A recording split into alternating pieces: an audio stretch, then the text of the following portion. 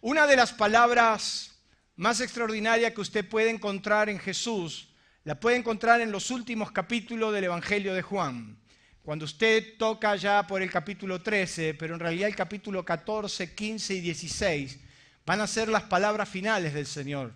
Y por qué no decirlo, mientras todos los evangelios, Mateo, Marcos y Lucas, trataron de describir la situación, Juan se dedicó a interpretar la situación.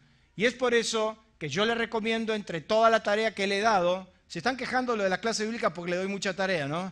Tienen como para leer un libro entero, varios capítulos, pero aparte les agrego el capítulo 16 de Juan, que estaría bueno que lo lea, y si ya que está ahí en Juan, cuando usted abre la Biblia y hace un esfuerzo descomunal de abrir la Biblia, podría leer también el capítulo 14 y 15, no le va a venir mal, decirle al que tenía al lado, no te va a venir mal. Usted va a encontrar las últimas palabras de Jesús y van a ser las palabras más profundas, porque también va a hablar de sus íntimos, de sus discípulos y de lo que viene. Pero en San Juan, capítulo 16, versos 7 y 8, usted va a encontrar unas palabras de Jesús que realmente son mucho más profundas de lo que nosotros nos podemos imaginar. San Juan, capítulo 16, versos 7 y 8, dice que Jesús dijo, pero yo os digo a la verdad, os conviene que yo me vaya. Mire lo que va a decir Jesús, os conviene que yo me vaya, porque si no me fuera, el Consolador no vendría a vosotros, mas si me fuere, os lo enviaré. Y cuando Él venga, convencerá, diga conmigo, convencerá al mundo de pecado, de juicio y de ¿qué? Y de justicia. La nueva versión, en realidad Dios habla hoy, dice que cuando Él venga mostrará claramente, fíjese qué interesante esa observación, porque dice que mostrará claramente a la gente del mundo quién es pecador, quién es inocente y quién recibe el juicio de Dios. Pero la nueva versión internacional, cuando lee este versículo, dice que cuando Él venga convencerá al mundo de su error. Y yo bendigo a Dios porque el que convence al mundo del error es el Espíritu Santo y no es Ángel Gabriel Caputo. A veces nosotros queremos convencer a las personas y a veces tomamos un tiempo increíble para convencer y tratar de que se convenzan. Pero yo quiero decirle que el que convence al mundo del pecado, el único que tiene la posibilidad de convencer a una persona que es pecador, indudablemente es el Espíritu Santo. ¿Cuántos dicen amén? Jesús enseñó que la obra central del Espíritu Santo sería convencernos de pecado, de juicio y de justicia. Y a estas alturas quiero decirle que nos cuesta mucho explicar lo que significa la palabra pecado, por la distorsión que hemos hecho al respecto. Realmente nos cuesta. Yo quiero decirles básicamente, para que usted lo entienda, que el pecado es la ofensa a Dios. ¿Está de acuerdo conmigo? Dice que el pecado es la ofensa a Dios. No solo es errar al blanco, como muchos de los diccionarios nos enseñan, sino que básicamente es el acto de rebelión. Cuando la Biblia habla de pecado, habla del acto básico de rebelión. Diga conmigo, el acto básico de rebelión del hombre hacia los principios sagrados, que hace que Dios sea ofendido y a la vez rechazado por su creación. Dios ama al pecador, pero aborrece al pecado. Y esta es una verdad digna de considerar. ¿Cuántos dicen amén? No tenemos que equivocarnos que Dios siente un profundo amor por el pecador. Dios no tiene problema con el pecador. El problema lo tiene con el pecado. Y yo quiero decirle que la Biblia nos enseña que todos hemos pecado. Y por cuanto hemos pecado, todos estamos destituidos ¿de qué? De la gloria de Dios. O sea que el pecado te aparta, te destituye de la gloria de Dios. También la Biblia nos enseña que la paga del pecado, ¿qué cosa? Es muerte. Por eso le decimos a la gente, trate de vivir fuera del pecado, trate de apartarse del pecado, porque la paga del pecado es muerte. Pero mire lo que dice ahí, mas la dádiva de Dios es vida eterna en Cristo Jesús, Señor nuestro. ¿Cuántos pueden dar gloria a Dios por eso? El pecado es la ofensa a Dios. El pecado es la rebelión del hombre hacia los principios sagrados. Pero el pecado trae consecuencias tristes, trae paga. Y muchos de los que estamos aquí presentes alguna vez hemos sido heridos por el pecado. Yo quiero que usted preste atención a esto. Lo hemos visto vez tras vez, no solo a lo largo de la historia bíblica, sino aún en nuestras vidas. Cada vez que nos hemos revelado a los principios, hemos pagado las tristes consecuencias hasta reconciliarnos con Dios. Y ahí todo cambió, porque así como el pecado daña y lastima, rompe y destruye, la gracia de Dios a través del arrepentimiento puede restaurar al hombre a su primer estado. Existe algo más poderoso que el pecado y es el arrepentimiento. Dios puede hacer a través del arrepentimiento que puedas volver al primer estado. Así como el pecado te aparta, el arrepentimiento te devuelve. Y esa es la historia del ser humano. Existe algo más poderoso y es el pecado. Yo bendigo a Dios por el libro de Romanos. Yo no sé a usted si le gusta el libro de Romanos, pero yo bendigo a Dios por el libro de Romanos. Y a mí me gustaría que usted busque Romanos capítulo 3. Porque hay una expresión del apóstol San Pablo que a mí me gustaría dejar como fundamento para todo el mensaje. Romanos capítulo 3 nos va a decir una verdad que es muy triste de decir, pero es la verdad. Y a mí me gusta decir la verdad. El ser humano morirá pecando. ¿Cuántos dicen amén? Muchas veces nos enseñaron de que es imposible, que cuando estamos en Cristo es imposible, que podemos vivir una vida tan extraordinariamente cerca del Señor que ya no pecaremos más. Entonces empezamos a vivir una vida de ilusiones. Yo no estoy hablando de que usted peque por deporte, pero lo cierto es que el ser humano se morirá pecando porque su naturaleza siempre lo arrastra al pecado. Hasta sus pensamientos lo pueden traicionar. ¿Cuántos no se le ha cruzado un pensamiento malo, por ejemplo, estando aún en la reunión? Dígame la verdad. Ahí sentadito donde está, en la casa de Dios, donde está alabando a Dios, por ahí se le cruza un pensamiento con ganas de asesinar a alguien y lo tiene ahí, ¿sí o no? ¿Le ha pasado alguna vez? Yo que no soy tan espiritual como usted, me pasa. Usted está pensando, Gustavo está cantando y mientras está cantando está pensando, ¿quién puso el tono tan alto? ¿Y usted no cree que tuvo un pensamiento de asesinato? Seguro que lo tuvo. Y de repente usted está cantando al Señor y de repente se acuerda de su jefe mañana lunes. No voy a decir de su suegra, porque ya es un chiste común. Pero el ser humano morirá pecando, porque es parte de su naturaleza. Ahora, el problema no es el pecado, el problema es la actitud que tenemos frente al pecado. Porque la Biblia dice en Romanos capítulo 3, y me gustaría que usted lo lea conmigo, en el verso 10 dice, como está escrito, no hay justo, ¿qué dice ahí? Ni aun uno. No hay quien entienda, no hay quien busque a Dios. Todos, diga conmigo todos. Decirle que tenía al lado, hasta vos también. Todos se desviaron a una, se hicieron inútiles. No hay quien haga lo bueno, no hay ni siquiera, ¿qué dice? Uno.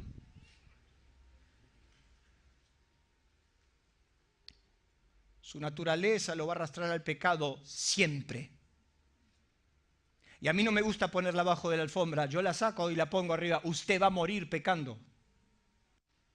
Porque es su naturaleza. El problema no es su naturaleza de pecado. El problema es la actitud que usted toma frente al pecado.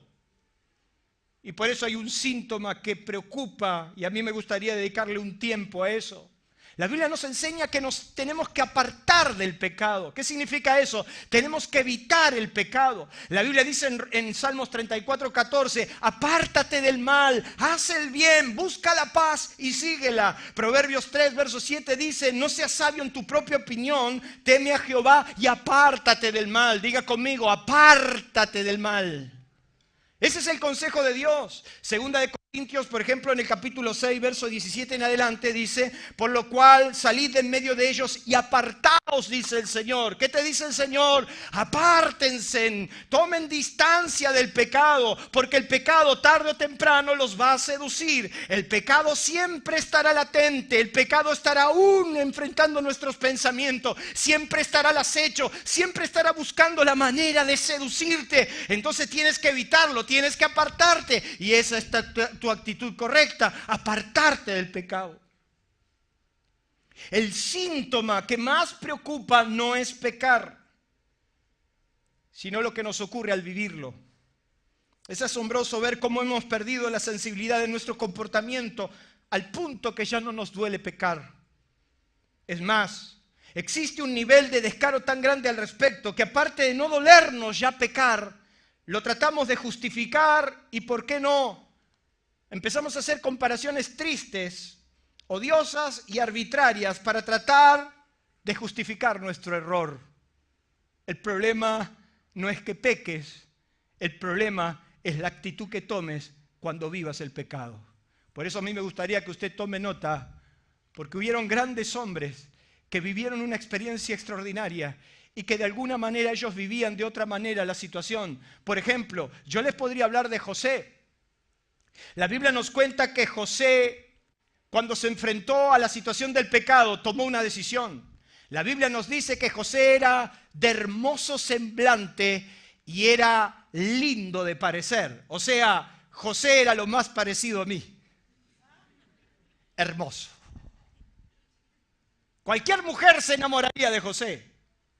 Lo que ocurrió es que la mujer de Potifar se enamoró de José. Y dice la Biblia que la mujer de Potifar puso los ojos en José y lo empezó a acorralar y le empezó a oportunar y le empezó a correr por toda la cocina de la casa diciendo, duerme conmigo. ¡Wow! ¡Qué arrastre! José la tenía perdidamente enamorado hasta que la mujer lo empezó a tentar de una manera ya profunda y le dijo, duerme, acuéstate conmigo. Y José tomó una actitud extraña, una actitud frente al pecado digna de considerar. Dice que José, cuando se enfrentó a esa situación, dijo, tu señor, tu esposo me ha puesto por amo de toda la casa y me dijo que todo lo que hay en la casa lo puedo tocar menos a vos, que sos la esposa. Yo no te puedo tocar por mandato de tu esposo, pero aparte, ¿cómo pecaría delante de Jehová? Pero dice que la mujer lo importunó y lo abrazó. Y la Biblia dice que dejando las ropas, o sea, José huyó desnudo. Es preferible que te vayas desnudo a que no te agarren. ¿Cuántos dicen amén?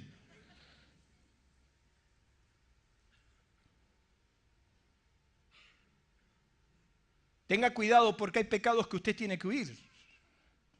Por ejemplo, la Biblia dice, huid de la fornicación.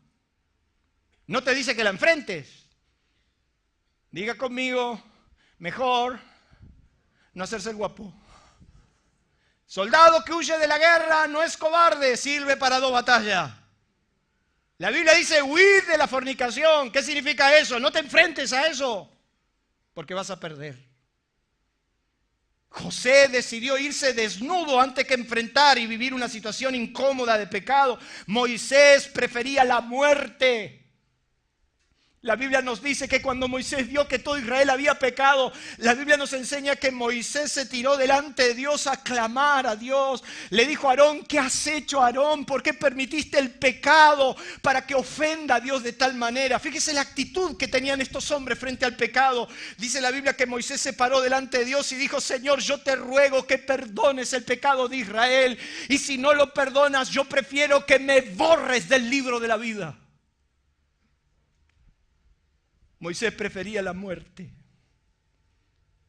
antes que entregarse al pecado. Ni hablar de hombres como David.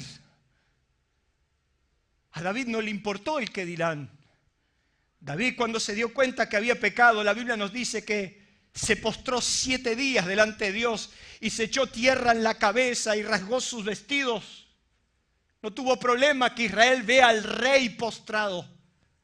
David no le importaban los comentarios. David tenía un solo problema: no quería que Dios lo eche de su presencia. ¿Cuántos dicen amén?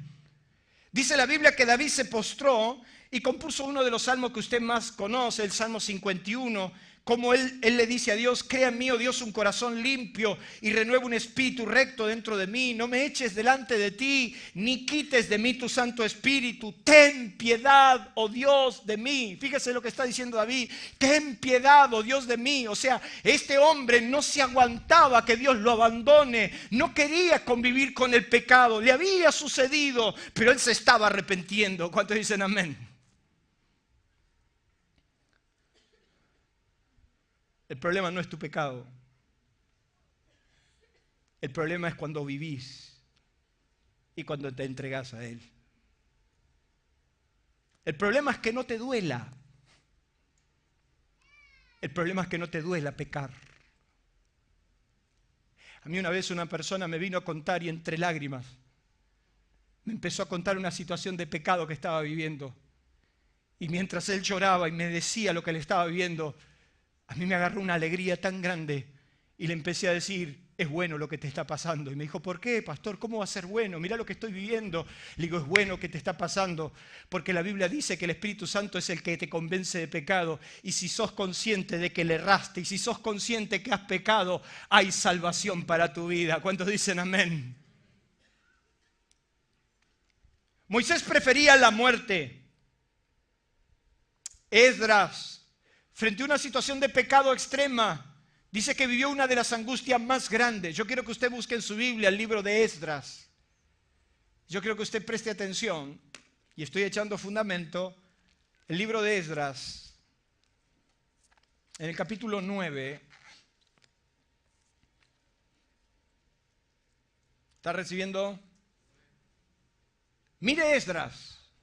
En el capítulo 9, en el versículo 1, dice que acabadas estas cosas, los príncipes vinieron a mí diciendo: el pueblo de Israel y los sacerdotes y los levitas no se han separado de los pueblos de la tierra de los cananeos, heteos, fereceos, jebuseos, amonitas, moabitas, egipcios y amorreos, y hacen conforme a sus abominaciones.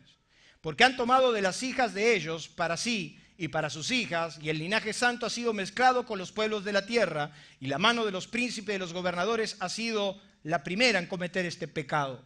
Cuando oí esto, rasgué mi vestido y mi manto, y arranqué mi pelo de la cabeza, y de mi barba, y me senté, ¿qué dice ahí? Angustiado, ¿cómo? En extremo. Cuando Esdras es consciente de lo que estaba pasando, su actitud de arrancarse los pelos, la barba, rasgar sus vestidos, te hablaban de un hombre que no soportaba haberle fallado a Dios. Y si hay algo que nos tiene que volver a pasar, es no aguantar fallarle a Dios. ¿A cuántos le duele fallarle a Dios? Levante su mano. Esa angustia de ser consciente que hay cosas que no podés manejar, que te duele el corazón fallarle a Dios, y ese dolor es tan grande que casi te consume. El problema no es que peques, el problema es que te agrade. Esdras se sentó en grande angustia, rasgó sus vestidos, se arrancó los pelos y la barba. Yo no te pido que hagas eso,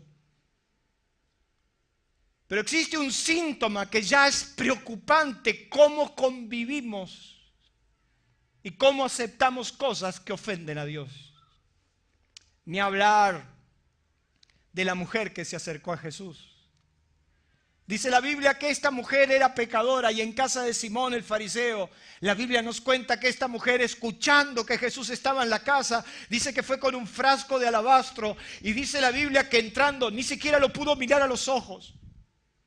Me impacta esta mujer porque la Biblia se encarga de decir que era pecadora. O sea, era una mujer que claramente todo el mundo sabía que era pecadora. Es muy feo que en el barrio te conozcan así, pero es muy triste, pero es la realidad. Todo el barrio sabía que la mujer era pecadora. La mujer no podía mirarle a los ojos a Jesús, pero dice que entrando por detrás y a espaldas de Jesús, dice que empezó a besar sus pies y a enjugarlos con sus camellos, porque ni se atrevía a mirarle a los ojos.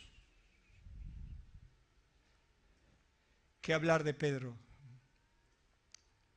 Que la Biblia nos cuenta que la noche de la traición, debe ser que Pedro estaba cerca del patio del sumo sacerdote, cuando él empezó a maldecir y a jurar que no conocía a ese hombre, cuando de alguna manera lo negó de la peor forma. Dice la Biblia que cuando cantó el gallo, dice que Pedro se acordó de las palabras de Jesús que le dijo: antes que el gallo cante me negarás 3 veces. La Biblia nos dice que Pedro no negó así nomás al maestro. Si usted es un lector de la Biblia, usted puede encontrar en todos los evangelios, pero especialmente en el evangelio de Lucas, ciertas definiciones que son muy distintas. El evangelio de Mateo principalmente le presta atención a la traición del juramento. ¿Por qué? Porque el evangelio de Mateo está dirigido a los judíos y para los judíos era muy importante el juramento. De hecho, ellos tenían presente que no se debía jurar ni por el cielo ni por la tierra. Había establecido en la ley que el juramento era sumamente sagrado. Para un judío nominal, inclusive para esta época, un juramento es palabra sagrada. ¿Cuántos entienden eso? Para un judío la palabra es la palabra. Y Dios los instruyó y les dijo que tú sí sea sí, que tú no sea no. Y el juramento era muy sagrado. La Biblia dice que una criada le dijo a Pedro que era uno de ellos. Y él empezó a negar y a decir: no sé de lo que hablas. Pero dice que vino otra criada y la otra criada le dijo: tú eres uno de ellos porque tu manera de hablar, tu forma de expresarte es como la de ellos. Y dice que él pensó a jurar. Fíjese, Pedro empezó a jurar, algo que era sumamente cuidadoso. Él empezó a jurar y le empezó a decir a esa criada: yo te juro que no lo conozco. Pero cuando lo apretaron por tercera vez, dice que Pedro no solamente juró, maldijo. Empezó a maldecir con juramento. Yo te juro que no conozco a ese maldito. Y vuelto el Señor, lo miró.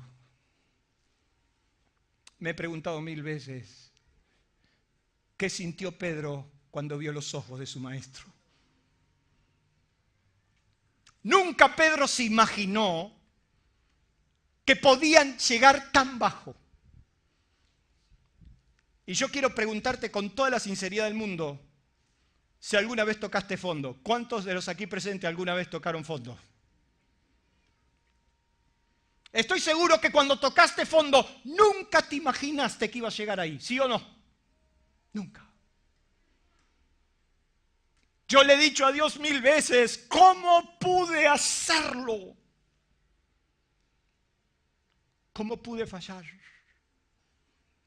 ¿Cómo podía ser Pedro si Pedro era el hombre más increíble que estaba? Pedro es el que caminó sobre las aguas. Pedro es el que puso las manos y los enfermos se sanaron. Pedro liberó endemoniados. Pedro conocía al Señor. ¿Cómo puede ser que no solamente lo negó, sino que juró y lo maldijo? Pero dice que cuando él empezó a jurar y a maldecir, vuelto el Señor lo miró y Pedro se encontró con los ojos del Señor. ¿Qué habrá visto Pedro en los ojos del Señor? Lo mismo que usted y yo cada vez que pecamos y vamos delante de Dios. Una sola cosa: compasión. ¿Cuántos dicen amén? Yo me imagino que en los ojos de Jesús estaba la expresión más profunda, decir: te lo dije. Y dígame la verdad, en esta noche de sinceridad, hoy estamos en familia, ¿no? En esta noche de sinceridad, dígame si alguna vez usted, cuando metió la de andar y fue delante de Dios, usted no se encontró con los ojos del Señor diciendo: te lo dije, te iba a pasar. Pero dice la Biblia que cuando Pedro vio eso, dice que saliendo fuera lloró, ¿qué dice la Biblia? Amargamente. ¿Cuál fue la diferencia entre Judas y Pedro? La diferencia es que Judas no se arrepintió. Pero dice que Pedro se fue afuera y lloró amargamente. Yo me lo imagino a Pedro diciendo, animal, ¿cómo pudiste hacerlo? Pedro quedó tan herido, tan lastimado por el pecado, que seguramente el Señor, conociendo el corazón de él, dice que cuando las mujeres vinieron el día de la resurrección, dice que el ángel le dijo, ¿por qué buscan entre los muertos al que vive? ¿Lo han leído alguna vez? Vayan y díganle a los hermanos que los espera en Galilea. Vayan y díganle que los espera allí adelante. Y díganle a Pedro. Jesús le dijo al ángel, van a venir unas mujeres. Y yo quiero que dejes un mensaje bien clarito. Yo quiero que le digas a las mujeres que todos los discípulos me esperen más adelante. Y especialmente avísenle a Pedro que yo necesito hablar con él. Yo no sé si usted ha pasado por esa experiencia, pero cuando el Señor diga, vení, vamos a hablar, ¿a cuánto se le frunce la cabeza? Vayan y díganle a todos los discípulos que los espero. Díganle a Pedro, tenemos una charla pendiente. Porque el corazón de Pedro estaba destrozado por el pecado. Y el mejor de los síntomas es cuando te duela pecar. Cuando no puedas dormir. Cuando sufrís por fallar al Señor. Es por eso que cuando Jesús se encuentra con Pedro, ¿se acuerda cuando fue la gran pesca? Y entonces Jesús, mirándolo a Pedro, ¿qué le dijo? ¿Cuál fue la pregunta que Jesús le hace a Pedro? Dígamelo usted. ¿Me amas? ¿Me amás? Indiscutiblemente Pedro sabía cuánto lo amaba el Señor. Él vivió la amargura de fallar.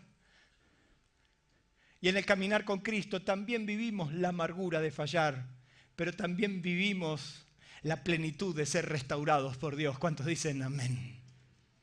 Por eso a mí me gustaría que usted tome nota, porque quiero hablar de algunas cosas que te tienen que preocupar. Son como los semáforos que te tienen que empezar a decir que algo te está pasando. Y a mí me gustaría que usted preste atención. ¿Cuáles son los síntomas? ¿Cuándo debemos preocuparnos? ¿Cuál es el síntoma que tiene que llamar nuestra atención? ¿Qué es lo que nos tiene que llamar la atención? En primer lugar, cuando buscamos hojas de higuera. Diga conmigo, cuando buscamos hojas de higuera. Ahí te tenés que preocupar. Cuando la tendencia es ocultarte de Dios, cuando la tendencia es ocultarte de la presencia de Dios, hay algo que nos está diciendo que algo anda mal. Cuando ya no nos busca ni nos llama la atención orar. Cuando de alguna manera queremos escaparnos de encontrarnos con Dios. Es cuando te empezás a sentir que algo no funciona bien. Fue así que Adán y Eva, dice la Biblia, que cuando pecaron, dice que se cosieron hojas de higuera. O sea, ellos cosieron hojas de higuera para tapar la desnudez. ¿Cuál es el síntoma que te tiene que preocupar? Cuando empezás a ocultarte de Dios. Cuando ya la Biblia solo se abre en el libro de los Salmos. ¿Cuántos dicen amén? ¿A cuántos de repente se empiezan a esquivar del bulto y empiezan a vivir como perro que volteó la olla, ¿verdad? Mirando para otro lado. De repente a esta altura del mensaje hay muchos que se empiezan a sentir incómodos. ¿Puedo continuar? O mejor hablar de otra cosa, ¿no? Cuando te empezás a ocultar, cuando empezás a coser hojas de higuera, porque te ocultás de la presencia de Dios. Dice que estos se cosieron hojas de higuera y se empezaron a tapar, y entonces dice que el Señor se les presentó y dice que los empezó a buscar, y dice que ellos conocieron que estaban desnudos y entonces empezaron a cubrir y se hicieron delantales y oyeron la voz de Jehová Dios que se paseaba en el huerto al aire del día, y el hombre y su mujer se escondieron de la presencia de Jehová entre los árboles del huerto. Mas Jehová Dios los llamó al hombre y le dijo: ¿dónde estás tú? Cuando te empezás a ocultar, Ya no querés orar, ya no querés leer la Biblia, ni siquiera querés venir a la reunión. Ah, no le gustó. No vaya a hacer cosa que el Espíritu Santo me diga algo. Y usted sabe cuando está haciendo algo que a Dios no le gusta, ¿sí o no? Y entonces establece el monólogo de oración. Señor, te pido, te damos, aleluya, amén. ¡Fum! Se va. Y pues ya el Señor dice, pará 5 minutos, tenemos que hablar. Y usted como que se empieza a sentir incómodo. Diga conmigo, mejor es no ocultarme. Cuando te empezás a ocultar, cuando te empezás a esconder de Dios, cuando no querés que Dios te hable. Menos mal que no estamos en mi época, porque en nuestra época nos corrían con los profetas. Y había una hermana que le encantaba eso en mi iglesia. Y entonces venía el grupo de jóvenes y nos amenazaba y nos decía, el domingo que viene un profeta y va a dechavar todos los pecados de todos ustedes. Fija que el domingo siguiente nadie veníamos. Y andábamos por los pasillos diciendo, va a venir el profeta, ¿venís vos? No sé, yo no. La Biblia dice que cuando estamos en tinieblas no nos queremos acercar a la luz, porque la luz nos va a decir que estamos mal. Y entonces cuando estamos mal, como decía un amigo mío, yo cuando estoy mal aprovecho a estar bien mal y me doy todos los gustos. Nos cuesta acercarnos a Dios porque sabemos que algo hicimos mal. La voz de Jehová se paseaba y ellos se escondieron, pero si antes disfrutaban de la presencia de Dios. Antes ellos se deleitaban en la presencia de Dios. Qué lindo era esa época donde te podías acercar a Dios sin culpa. Te encantaba orar, te cantaba adorar.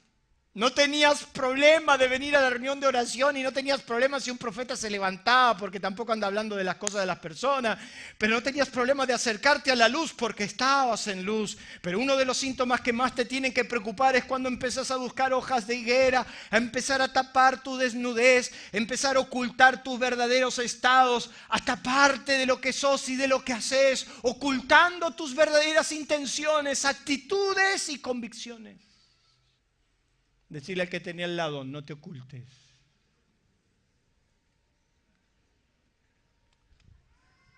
¿De qué nos tenemos que preocupar? Cuando la irresponsabilidad es manifiesta. Yo creo que usted me preste atención. Es tan dañino lo que genera el pecado en nosotros que no logramos medir las consecuencias y hasta las relativizamos. Así estaba Caín frente al homicidio de su propio hermano. El primer homicidio que hay sobre la tierra se va a dar precisamente entre dos hermanos. La primera vez que la sangre se derrama sobre la tierra se va a dar entre la pelea de dos hermanos. Es asombroso que el pecado nos anula tanto que nos lleva a relativizar lo que nos pasa. Caín estaba frente al homicidio de su hermano, el primer asesinato de la historia humana. Y como diría mi abuela, estaba fresco como una lechuga. Caín estaba bárbaro.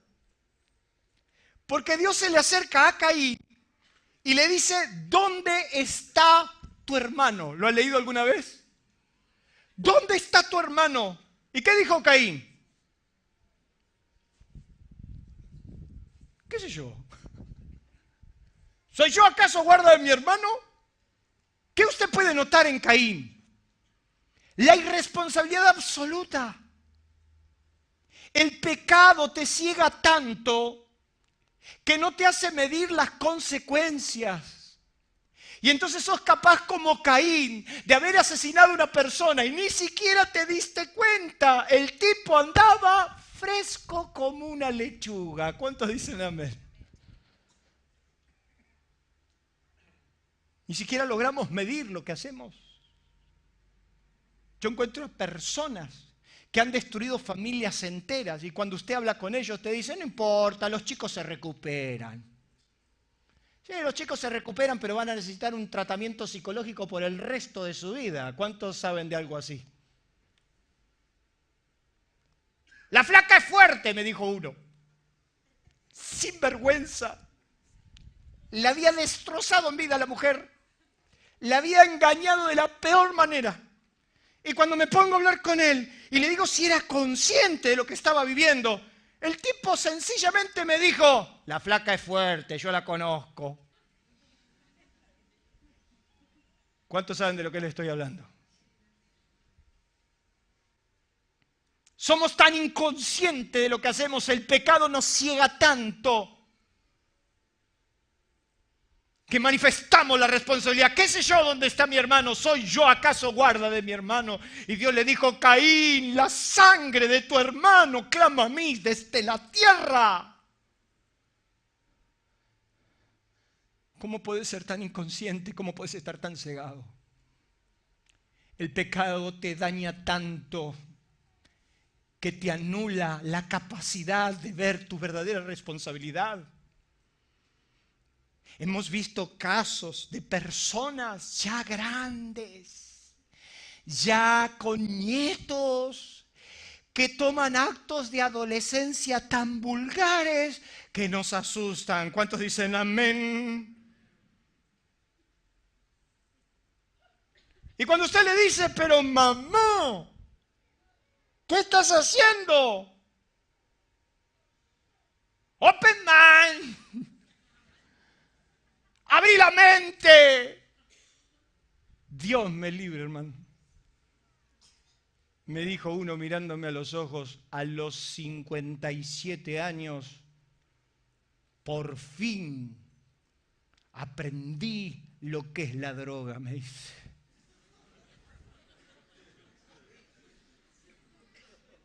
Y yo me lo quedé mirando. Yo sí se lo llegaría a presentar y más vale que no le voy a decir el nombre por más que me quiera. Porque usted lo conoce, es famoso. Es un hombre público. Tiene todo. Tiene todo para ser feliz. Y en su oficina me estaba confesando que a los 57 años estaba por fin aprendiendo a disfrutar de la vida porque estaba drogándose. En un acto de irresponsabilidad absoluta, donde no medimos las consecuencias. Por eso le decimos, tengan cuidado con el pecado, porque el pecado daña, el pecado lastima, las consecuencias son terribles. Pero el pecado nos ciega tanto que no logramos medir nuestra verdadera responsabilidad. Cuando nos tenemos que preocupar, cuando los resultados que dice ahí no nos afectan. Y yo quiero que usted abra su Biblia en el libro de Amós. Yo quiero que usted se tome un tiempo para buscar en el libro de Amós. Está entre Génesis y Apocalipsis, tenga cuidado. Amós, en el capítulo 4, mire qué interesante lo que va a pasar ahí. ¿Está recibiendo, hermano? ¿Puedo continuar? La situación de los días de Amós era una situación clara de pecado. Dios estaba dispuesto a sanarlos si ellos estaban dispuestos a arrepentirse. En el capítulo 4 de Amós, en el versículo 1 arranca con una definición muy fuerte. Mire lo que dice ahí. Oíd estas palabras que dice ahí. Vacas de Basán. Si usted me permite 5 minutos, les quiero hablar de las vacas de Basán. ¿Sabe usted qué son las vacas de Basán? De una manera alegórica, el profeta va a tomar la definición de lo que era conocido como las mujeres copetudas. Las mujeres de la aristocracia, lo que era conocido en aquel tiempo como las mimadas de la sociedad, burguesas que oprimían a los pobres y vivían en la absoluta liviandad a fuerza de oprimir a los pobres. vacas de Basán, mujeres copetudas de la alta alcurnia que oprimían a los pobres. Y entonces Dios le dice, oídme, vacas de Basán. Qué interesante manera Dios tiene de llamarnos la atención. Fíjese si el Señor un día nos dice, oídme, vaca de Basán. Usted ni iría a orar, ¿verdad? Oídme, vacas de Basán, que estáis en el monte de Samaria, que oprimís a los pobres. ¿Cuál era el pecado de esta sociedad? Que oprimían a los pobres, que quebrantaban a los menesterosos, que decían a vuestros señores, traíd y beberemos. Jehová juró por la gloria de su santidad, de aquí vienen sobre vosotros días en que llevaréis con ganchos a vuestros descendientes con anzuelo de pescador, saldréis por las brechas una tras otra y seréis echadas del palacio, dice Jehová. ¿Qué significaba? ¿Qué estaba pasando ahí? Había una clase copetuda que oprimía a los pobres y ante los ojos de Dios eso no pasó desapercibido, ante los ojos de Dios eso fue pecado. ¿Cuántos dicen amén? La inequidad social. La injusticia social. Vivimos 12 años con un relato de un gobierno que nos quiso enseñar lo que era la justicia social. Cuando los verdaderos portavoces del mensaje de la justicia social tendría que ser la iglesia. La iglesia sería la que tendría que proclamar a los cuatro vientos justicia social. La equidad social. Que no estén los que oprimen a los pobres, ni los pobres oprimidos por los otros. Que haya igualdad para todo el mundo. ¿A cuánto le gustaría eso? Las ciudades más equilibradas, las sociedades más equilibradas, las sociedades donde la distribución de la riqueza es efectiva, son las sociedades más justas que pueden haber sobre el planeta Tierra, aunque a veces lejos del temor de Dios. Pero mire lo que sería una sociedad en la equidad social, en una justa distribución, pero con el temor de Dios. Estos habían oprimido a los pobres. Y entonces Dios dijo que iba a tomar cartas en el asunto. Quiero que usted me acompañe en el versículo 6 del capítulo 4, donde Dios empieza a mostrarle una serie de consecuencias que de alguna manera les tenía que llamar la atención. Verso 6, les dice: os hice estar a diente limpio en todas vuestras ciudades. ¿Qué significa eso? Hambre, escasez. Os hice estar a diente limpio en todas vuestras ciudades, y hubo falta de pan en todos vuestros pueblos, mas no, ¿qué dice ahí? Os volvisteis, ¿a quién? A mí. Te estoy mostrando consecuencias que te estás diciendo que algo anda mal.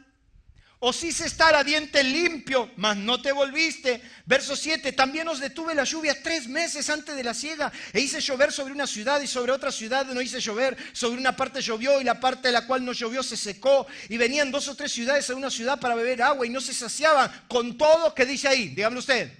No os volvisteis a mí. Verso 9, os herí con viente, solano, con oruga. La langosta devoró vuestros muchos huertos, vuestras viñas, vuestros higuerales, vuestros olivares. Pero nunca, ¿qué dice ahí? Os volvisteis a mí. ¿Qué está diciendo Dios? Te estoy llamando la atención. Te estoy mostrando consecuencia para que te levantes, para que te vuelvas, y no te moví.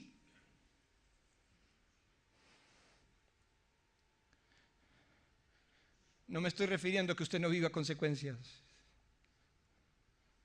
pero hay cosas que te tienen que llamar la atención. Que Dios te está diciendo, algo anda mal. Ah, mi querido hermano, cuando las cosas no andan bien, redoblo la apuesta. Si me levanto a las 5 de la mañana, ahora me empiezo a levantar a las 4. Y empiezo a buscar, y a buscar, y a buscar. Señor, mostrame, yo necesito que me muestres el camino. ¿Cuántos dicen amén? Te tiene que llamar la atención los resultados. Te tienen que afectar. Verso 10. Envié contra vosotros montandar como en Egipto, maté a espada a vuestros jóvenes con cautiverio de vuestros caballos, e hice subir el hedor de vuestros campamentos hasta vuestras narices, mas no volvisteis a mí, dice Jehová. Os trastorné como cuando Dios trastornó a Sodoma y a Gomorra, y huiste como tizón escapado de fuego, mas no volvisteis a mí, dice Jehová. Por tanto, de esta manera te haré a ti, oh Israel, y porque te ha de hacer esto, prepárate para venir, ¿qué dice ahí? Al encuentro con tu Dios. tarde o temprano, todos estaremos frente a nuestro Dios. Y ahí no te vas a poder ocultar. No vas a poder ocultarte. Pero ese síntoma te tiene que llamar la atención. Los resultados, algo también te están hablando. ¿Cuántos dicen amén? Número 4, mira lo que dice ahí. ¿Cuándo? ¿Qué dice? Cuando nuestros, lo nuestro, lo que somos nosotros, lo que de alguna manera nos hace esperar cualquier cosa, cuando lo nuestro empieza a pesar más que la gloria de Dios. Así estaba Saúl, preocupado por su gloria personal y no por la gloria de Dios. Dios lo mandó a Amalec, a la gran batalla de Amalec, y en vez de estar preocupado por si había obedecido fielmente a Dios, dice que Saúl se levantó un monumento y fue a pegar la vuelta alrededor del monumento. ¿Qué le importaba a él? ¿Qué le importaba? Su ego personal. Cuando empiece a pesarte más tu ego personal que la gloria de Dios, algo está mal. ¿Cuántos dicen amén? Entonces Samuel lo reta a Saúl y le dice, ¿por qué hiciste lo que hiciste? ¿Por qué no fuiste? Es interesante que cuando Samuel se encontró con Saúl, le dijo, estate atento a las palabras de Dios. Y Saúl hizo cualquier cosa. Entonces Samuel le dijo, ¿por qué tuviste en poco la palabra de Jehová? Y la Biblia nos enseña que Saúl se apesadumbró y le dijo, quiero que bajes igual conmigo para que no me deshonres delante de los ancianos. A él no era como David. A David le preocupaba que la gloria de Dios se haya apartado, pero a él no le preocupaba. A él lo único que le preocupaba es que la gente lo siga admirando como el gran rey.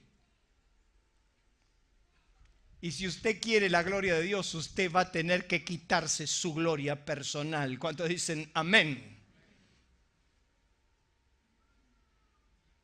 No importa lo que yo quiero. No importa lo mío. Lo que importa es la presencia de Dios. Y por último, quiero que usted anote eso. ¿Cuándo te tiene que preocupar? Cuando las consecuencias nos duelen más que dañar nuestra relación con Dios. Escúcheme bien. Hay un dicho que dice que vergüenza no es robar. ¿Lo conoce? Vergüenza es que te agarren. Hay gente que está preocupada no porque robaron, sino porque lo descubrieron. Entonces la preocupación no es que hemos dañado a Dios y que nuestra relación con Dios se dañó, no. Hay gente acongojada, dolorida, con angustia, porque sencillamente se notó. ¿Usted entiende la diferencia? Hay una gran diferencia. Demasiada gente acongojada por su pecado, porque fue descubierto, pero no porque el pecado dañó su relación con Dios. David, cuando se dio cuenta que su pecado dañó su relación con Dios, se tiró delante de todo el pueblo, como les conté, porque él decía, Señor, me puedes quitar el reino que no me importa, me puedes quitar todas las riquezas que no me importa, pero no quites de mí tu Santo Espíritu. Lo que más le dolía a él era perder la presencia de Dios. Pero ¿saben una cosa? Yo encuentro demasiada gente que lo pone mal es que todo el mundo se enteró. Y ahora, pastor, ¿cómo voy a mirar a mis hijos? Y bueno, lo vas a tener que mirar, de alguna manera lo vas a tener que mirar. El problema no es cómo miras a tus hijos, el problema es cómo miras a Dios.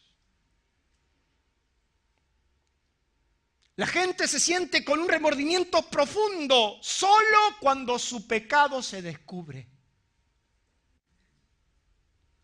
Mientras tanto, no importa nada.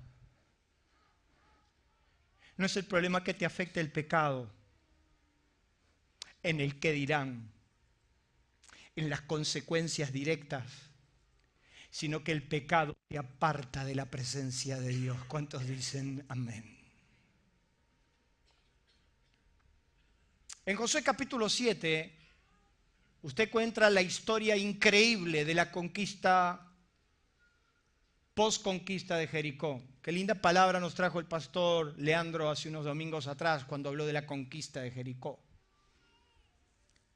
La Biblia nos cuenta que Dios había dado un mandato. El mandato es: no toquen el anatema. La ciudad es declarada anatema, la ciudad de Jericó. ¿Qué significaba eso? Se lo explico. Significaba que Dios dijo: salvo el oro y el bronce, en los cuales lo van a consagrar, el resto de lo que hay en la ciudad no lo van a tocar porque es declarado anatema. Esto es declarado de propiedad exclusiva y no lo pueden tocar, lo tienen que quemar, lo tienen que destruir y no se lo pueden tomar. Y Acán, usted conoce la historia, Acán dice que vio un manto muy lindo, un lingote de oro, y dijo: nadie lo vio, nadie se dio cuenta, y lo enterró en su tienda. Es ahí que llegamos a Jai. Y yo quiero que usted me acompañe a Josué capítulo 7, porque yo quiero mostrarle algo ahí. En Josué capítulo 7,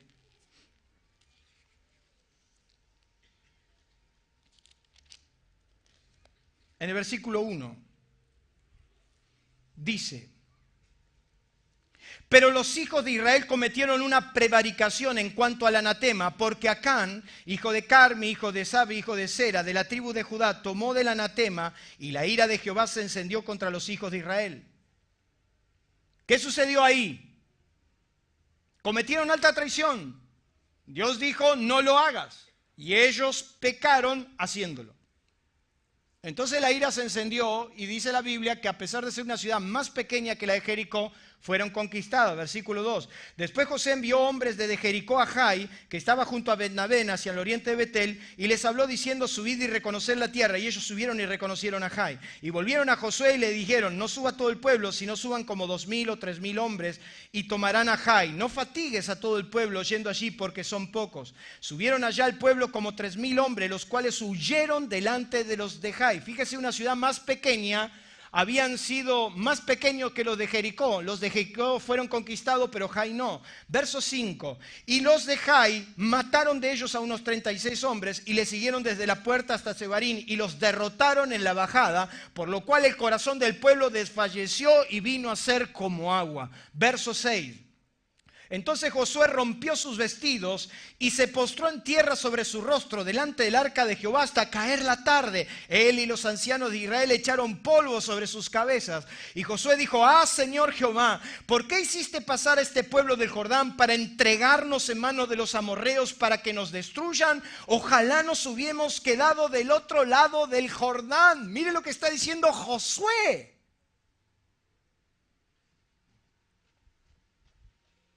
Ojalá nos hubiéramos quedado del otro lado. Yo quiero que usted lea, por favor, el versículo 8. El versículo 7. Y Josué dijo: ah, Señor Jehová, ¿por qué hiciste pasar a este pueblo el Jordán para entregarnos en manos de los amorreos para que nos destruyan? Ojalá nos hubiéramos quedado al otro lado del Jordán. Ay, Señor, ¿qué diré? Fíjese, ¿cuál es la preocupación de Josué? ¿Cuál es la preocupación? ¿Qué voy a decir?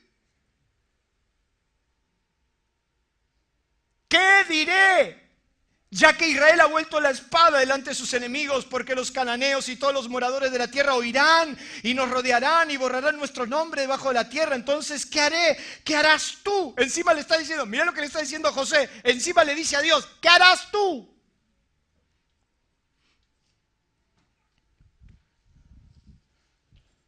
¿Qué le estaba doliendo a Josué? Las consecuencias. No lo que había hecho. ¿Qué le está diciendo a Dios? Lo va a escuchar la gente, la chusma del barrio se va a enterar. ¿Qué voy a hacer? Todo el mundo se va a enterar. ¿Qué te está doliendo más? ¿Las consecuencias? ¿O que ese pecado te apartó de Dios? Dios le dijo a Josué: ¿por qué te pones así? ¿Por qué te pones así? Israel ha pecado, Josué. y como consecuencia de su pecado no los puedo respaldar. Saca el pecado y yo te vuelvo a respaldar. Escúcheme bien. El problema no es tu pecado, porque todos pecamos. El problema no es que te transformes en un X-15. ¿Se acuerdan lo que es el X-15? Yo le conté a ustedes que el X-15 es el transbordador espacial de la NASA que nunca toca tierra. Dios no quiere que seas un X-15. El inmaculado. ¿Usted no conoce gente inmaculada? Yo quiero decirle, para su decepción, lamento decírselo de corazón y en este púlpito que amo y considero sagrado, que yo peco. Y quiero decirle que de los pecadores, como diría el apóstol San Pablo, soy el primero. Usted va a pecar. El problema no es que peque. El problema es qué actitud usted toma frente a su pecado. Por supuesto que no estoy hablando para que usted sencillamente se lance, como Salomón hemos escuchado hoy en la clase bíblica, a hacer lo que se le dé la gana. Lo que a Josué le estaba afectando era que lo acontecido dañaba su reputación, pero en ningún momento pensó que su relación con Dios se había interrumpido, porque quiero decirte que el pecado siempre va a interrumpir tu relación con Dios. Amén. A la iglesia más grande del Nuevo Testamento, a la iglesia de Éfeso, una iglesia que fue la iglesia principal de toda Asia, una iglesia con casi 25,000 miembros, que tuvo entre sus pastores a un hombre como Timoteo. La iglesia más grande del Nuevo Testamento. Cuando usted la encuentra en Apocalipsis, usted encuentra que Dios le dice a la iglesia de Éfeso que Dios conocía con exactitud todas sus obras, todo su trabajo, su arduo trabajo, de cómo había predicado, de cómo había cuidado, de cómo había hecho. Pero le dice Dios, pero tengo contra ti una sola cosa: has dejado tu primer amor. ¿Y qué le está diciendo Dios? Tu pecado es dejar tu primer amor. ¿Qué significa eso? Cuando ya no tenés el mismo fervor y el mismo hambre de Dios. Yo te quiero preguntar si tu hambre de Dios es la misma que al principio. Porque Dios le dice a esa iglesia: por tanto yo te digo que te arrepientes y que empieces a hacer las primeras obras. ¿Qué le está diciendo Dios a la iglesia de Éfeso? Recupera tu primer amor. Y termino en esta noche. Mire lo que dice ahí. Quiero que preste atención. Si ya no te duele, si es normal y te acostumbraste a que sí sea, hay una sola alternativa para no perder tu alma, y es cambiar ese estado. El arrepentimiento puro y sincero ante Dios, eso abrirá el cielo a tu favor. No importa dónde ni cuán profundo hayas caído. ¿Cómo termina ahí? Dios te puede restaurar. Cierre sus ojos. Incline su rostro.